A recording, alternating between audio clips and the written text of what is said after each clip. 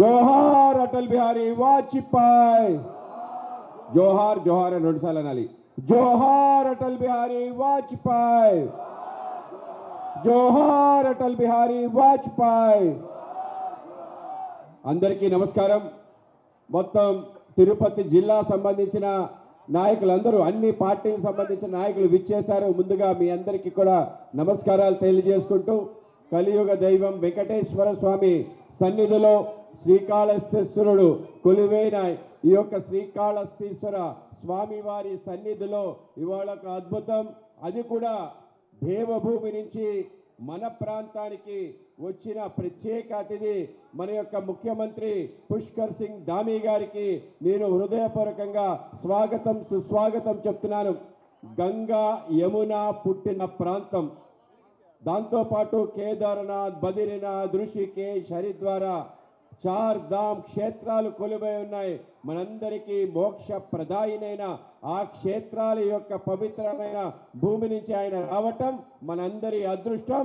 ఒక పవిత్ర మూర్తిని, ఆ యొక్క పవిత్ర మూర్తి యొక్క విగ్రహ ఆవిష్కరణ కార్యక్రమం ఆయన రావటం నిజంగానే మనందరి అదృష్టంగా మరొకసారికి ఆయనకి హృదయపూర్వక ధన్యవాదాలు తెలియజేస్తూ, ఈ కార్యక్రమం మాతో పాటు మొత్తం రాష్ట్ర వ్యాప్తంగా మాతో వస్తున్న సోదరులు మిత్రులు శ్రీ సత్యకుమార్ యాదవ్ గారికి, అలాగే మా కాళహస్తి సంబంధించిన మన ఎమ్మెల్యే శ్రీ సుధీర్ రెడ్డి గారికి, అలాగే మన జనసేన నాయకులు హరిప్రసాద్ గారికి, అలాగే మాజీ ఎంపీ శ్రీ వరప్రసాద్ గారికి, మిత్రులు రాష్ట్ర ఉపాధ్యక్షులు శ్రీ కోల ఆనంద్ గారికి, అలాగే రాష్ట్ర ప్రధాన కార్యదర్శి కార్యక్రమ కన్వీనర్ రమేష్ నాయుడు గారికి, ఇంకొక ప్రధాన కార్యదర్శి దయాకర్ రెడ్డి గారికి, అలాగే జల్లి మధుసూదన్ గారికి, దేవానంద్ గారికి, అలాగే మా బాలు ప్రకాష్ రెడ్డి గారికి, అలాగే ఉత్తరాఖండ్ యొక్క చైర్మన్గా విచ్చేసిన పెద్దలు విష్ణు గారికి, అలాగే మా విష్ణువర్ధన్ రెడ్డి గారికి, శాంతారెడ్డి గారికి, తెలుగుదేశం అధ్యక్షులకు, మిగతా నాయకులందరికీ కూడా నమస్కారాలు తెలియజేస్తూ,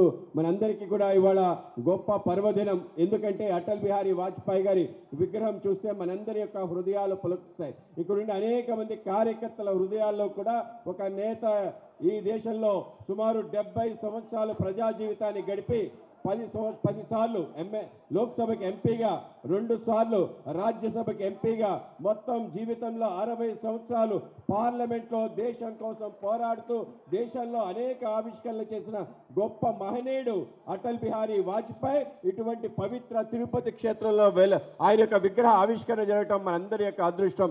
ఆ విధంగా ఆయనకి ఘనమైన నివాళి శత జయంతి సందర్భంగా మనందరం ఇవ్వడం కోసమే రాష్ట్ర వ్యాప్తంగా ఆయన యొక్క విగ్రహాలు పెట్టాం. విగ్రహం అంటే కేవలం దాన్ని విచ్చలవిడిగా పెడుతూ ఉండటం, ఎక్కడంటే అక్కడ పెట్టడం కాకుండా ఒక విగ్రహం, ఒక జిల్లా మనందరికీ ఆదర్శంగా ఉండాలి. ఎవరికి ఆదర్శంగా ఉండాలి? ప్రజలందరూ ఆ యొక్క విగ్రహం చూస్తే ఈ నేత ప్రజల కోసం ఏ విధంగా అతి సామాన్య కుటుంబంలో పుట్టి కృషి, పట్టుదల, క్రమశిక్షణ కారణంగా అసాధారణంగా దేశ ప్రధానమంత్రి అయ్యాడు.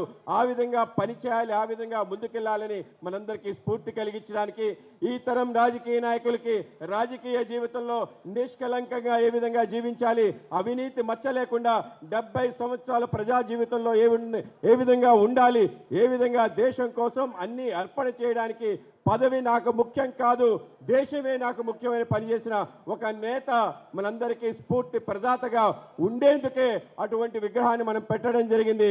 9 అడుగుల ఆ యొక్క విగ్రహం మనందరికీ నిత్య స్ఫూర్తి ప్రదాయిని, మనందరికీ ప్రేరణ కలిగిస్తుంది. అటువంటి యొక్క అటల్ బిహారీ వాజ్పేయి గారు దేశంలో అనేక సంఘ సంస్కరణలు తీసుకురావడం జరిగింది.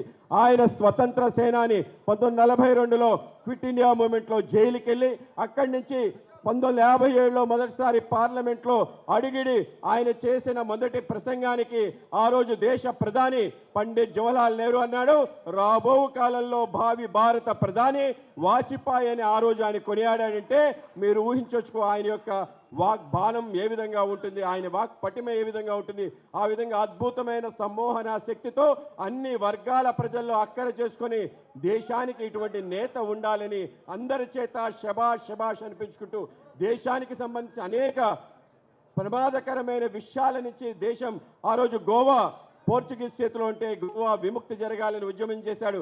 కాశ్మీర్ భారతదేశంలో పూర్తి స్థాయిలో విలీనం జరగాలి, 375 కన్నా రద్దు కావాలని చెలో కాశ్మీర్ అని ఉద్యమం చేశాడు. దేశంలో గోవధ నిషేధం కావాలని ఉద్యమం చేశాడు.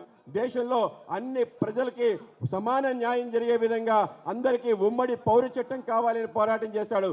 దాంతో పాటు ఏదైతే ఆయన పార్లమెంట్లో మాట్లాడాడో ఆ రోజు భారతదేశం అణుబాంబు శక్తిగా మారాలి, ఒక శక్తిశాలి దేశంగా మారాలని 1962 చైనా ఈ దేశంపై దాడి చేసే ముందు వి వాంట్ యాటమ్ బాంబ్ అని చెప్పి పార్లమెంట్లో మాట్లాడటమే కాకుండా దేశవ్యాప్తంగా తిరిగి దేశానికి బాంబు కావాలన్నారు.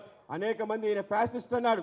కానీ చైనా దగ్గర బాంబు ఉంది, రష్యా దగ్గర బాంబు ఉంది, అమెరికా దగ్గర బాంబు ఉంది. మన దగ్గర ఉంటే ఆ దేశాల సరసన మనం నిలబడతాం. వాళ్ళు మన పైన యుద్ధం చేయాలంటే 1కి 2 సార్లు ఆలోచన చేసుకునే పరిస్థితి ఏర్పడుతుంది.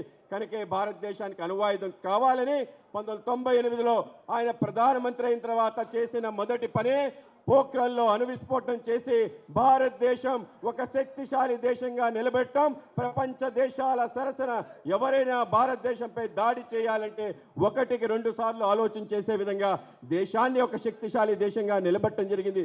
దేశంలో అనేక మౌలిక సదుపాయాల కల్పనలో ఆయన ప్రధానమంత్రిగా ఉన్నప్పుడు ఏదైతే రోడ్లకు అనుసంధానంగా గ్రామీణ సడక్ యోజన, ప్రతి రైతాంగానికి కిసాన్ క్రెడిట్ కార్డ్, ప్రతి రైతు బ్రతికేందుకు ముందుకెళ్లేందుకు పనికి ఆహార పథకానికి అనుసంధానం చేయటం, అలాగే మనందరి చేతుల్లో ఇవాళ సెల్ ఫోన్ ఉంది. ఒక సెల్ ఫోన్ విప్లవం తీసుకొచ్చి అతి చౌకగా సెల్ ఫోన్ ప్రపంచంలో ఎక్కడైనా ఉందంటే ఇవాళ భారతదేశంలో ఉంది. ఇవాళ ఐటీ రంగం ముందుకెళ్తుందంటే ఈ యొక్క టెలికాం విప్లవం వల్లనే మనం గుర్తుంచుకోవాలి. కేవలం ఇదే కాదు, సర్వశిక్ష అభియాన్ కానీ అనేక రకాల మార్పులు చేసి ఆ మార్పులన్నీ ఇవాళ దేశాన్ని ప్రగతి పదాన్ని తీసుకెళ్తూ ప్రపంచంలో 4వ అతి పెద్ద ఆర్థిక శక్తిగా మలవటానికి రాబో కాలంలో ప్రపంచంలో వికసిత భారతంగా ఒక డెవలప్ నేషన్గా భారతదేశం చేయడానికి అటల్జీ యొక్క ఆలోచన, ఆయన ఏవైతే ప్రవేశపెట్టిన పథకాలని మనందరం గుర్తుంచుకోవాలి. ఇవాళ ఆ పథకాల కారణంగా, ఆ యొక్క ఆలోచనల కారణంగా ముందుకు తీసుకెళ్తున్న నేత మన ప్రియతమ ప్రధాని నరేంద్ర మోడీ గారు. ఆయన నేతృత్వంలో అనేక రకాల ఆవిష్కరణలు, అనేక రకాల పథకాలు అన్ని వర్గాలకి సమన్యాయం జరిగే విధంగా సబ్కే సాత్ సబ్కా వికాస్ అని ఏ విధంగా ముందుకు తీసుకెళ్తున్నారు మనందరం చూసాం. ఆ విధంగా అటల్జీ ఆలోచన, నరేంద్ర మోడీ ఆచరణ, ఆ రెండు కలగలిపే అటల్ మోడీ సుపరిపాలన యాత్ర. గౌరవ ప్రధాని నరేంద్ర మోడీ గారు ఆయన జన్మదినమైన డిసెంబర్ 28ని సుపరిపాలన దివస్ అని చెప్పి మన ముందు పెట్టడం జరిగింది. ఈ సంవత్సరం అటల్ బిహారీ వాజ్పేయి గారి 100వ జయంతి కనుక ఆయనకి ఘన నివాళి ఏ విధంగా అర్పించాలంటే ఏ స్ఫూర్తి, ఏ ఆలోచనతో ఆయన నిలబడ్డాడో అవన్నీ ప్రజల్లోకి తీసుకెళ్లాలని భారతీయ జనతా పార్టీ యొక్క ఆలోచన చేసింది. ఈ ఆలోచన చేసిన తర్వాత గౌరవ ముఖ్యమంత్రి నారా చంద్రబాబు నాయుడు గారిని అడగటం జరిగింది. కలిసి కూటమి నేతలు, జనసేన సంబంధించిన నాయకుడు పవన్ కళ్యాణ్ గారితో పాటు అందరం కలిసి ఈ రాష్ట్రంలో ఒక కొత్త ఆలోచన పద్ధతి, అందరం కలిసి దేశ రాష్ట్ర నిర్మాణంలో భాగస్వాములవుదాం.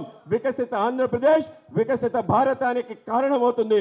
2047 కల్లా భారతదేశం ఒక అభివృద్ధి చెందిన దేశంగా మారాలి అంటే మనందరం కలిసి నడవాలి.